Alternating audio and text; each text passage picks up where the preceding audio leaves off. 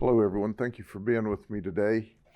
First and foremost, I'm going to give you an update on the murder that happened on the south side of Frostproof Sunday evening at about 5 p.m.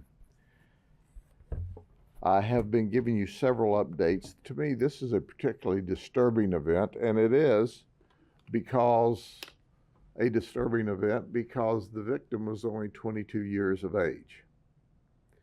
Now, he was there to sell marijuana. He was on an app to sell marijuana.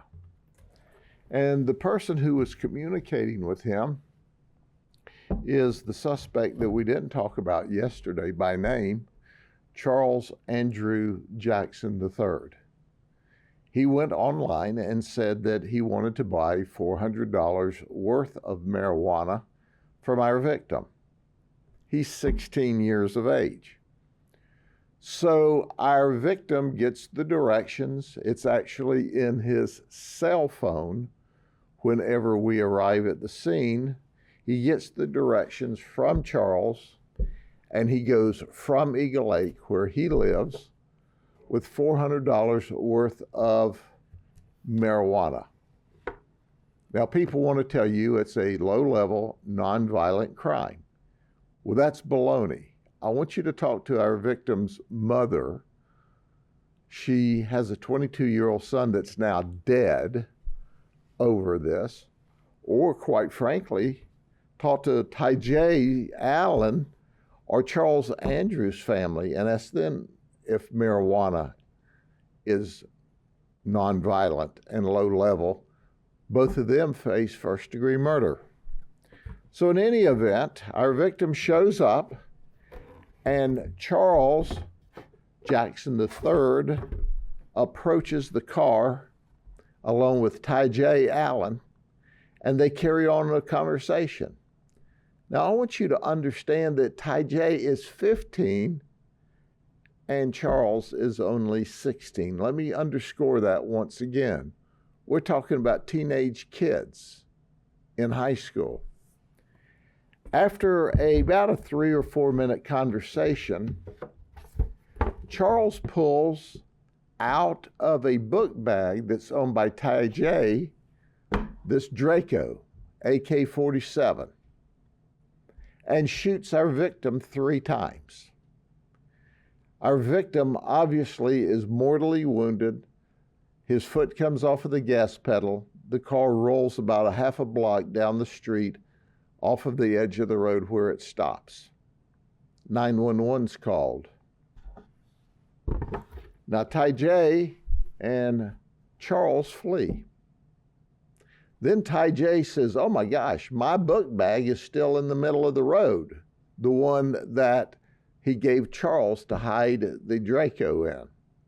So he runs back to get his book bag. He runs home. Charles disappears. We highly suspect at that moment in time that Charles Andrew Jackson III calls his dad, Charles Andrew Jackson Jr., who's 37 and lives in Avon Park, to pick him up. In any event, he gets away from the scene.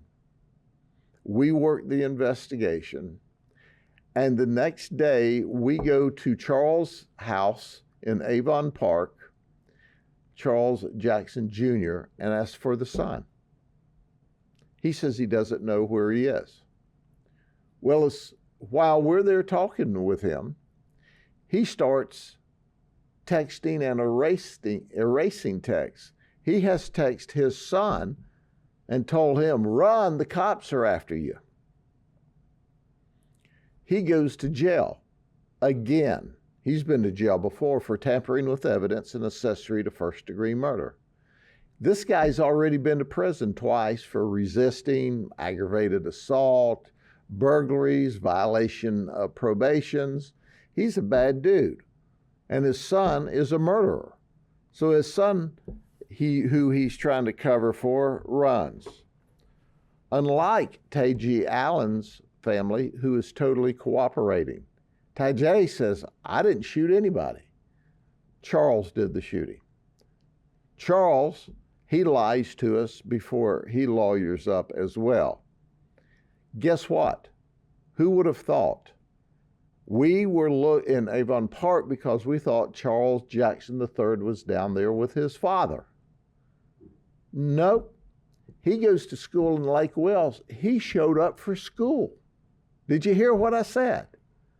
Monday morning, he showed up for school at Lake Wells High School like nothing had happened. And he just murdered a guy by shooting him 3 times with this Draco. Now, ladies and gentlemen, as you can well imagine, we don't know where this gun is right now. And we want it.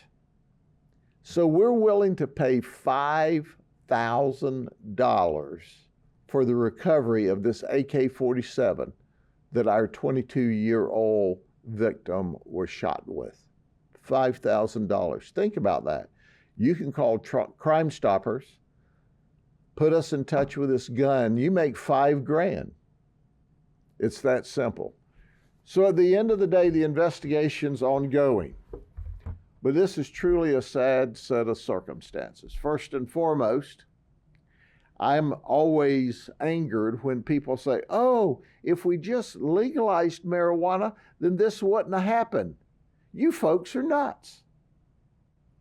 We know in every state that's legalized marijuana, the drug dealer has proliferated, sells more because they can sell the illegal drug much cheaper than the government regulated, grown, and taxed marijuana. In addition to that, we're talking about 2 15-year-old kids facing first-degree murder and the rest of their life in prison. Because a 22-year-old kid, and at 22, yes, you're an adult, but you're still a kid, is on an app selling marijuana. There's no winners here. And the families of the suspects are left with teenagers that are going to be in prison for the rest of their life, as you should when you murder somebody. And we've got a mother and family of a 22-year-old who's now dead because he went to make a little money selling marijuana. Ladies and gentlemen, sad situation. Now, I have one more press release I want to talk about, but is there any questions you have on this one? I do have several questions.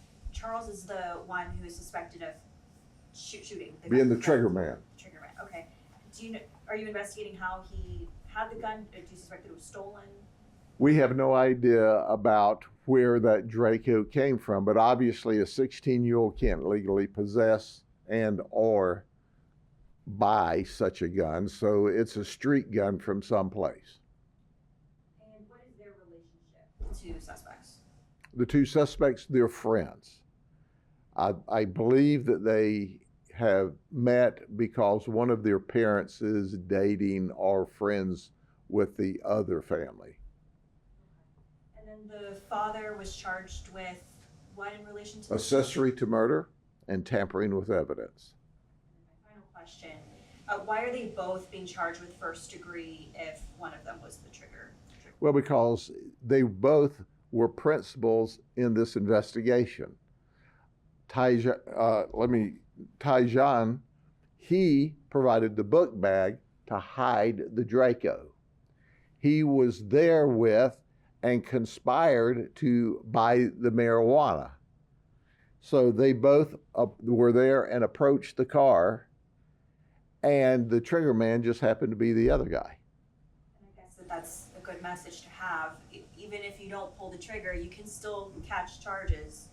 Absolutely, because they clearly conspired, worked together in order to rob this guy. They didn't have $400 to buy $400 worth of marijuana, and they intended all along to rob him when he got there. And that's exactly what they did.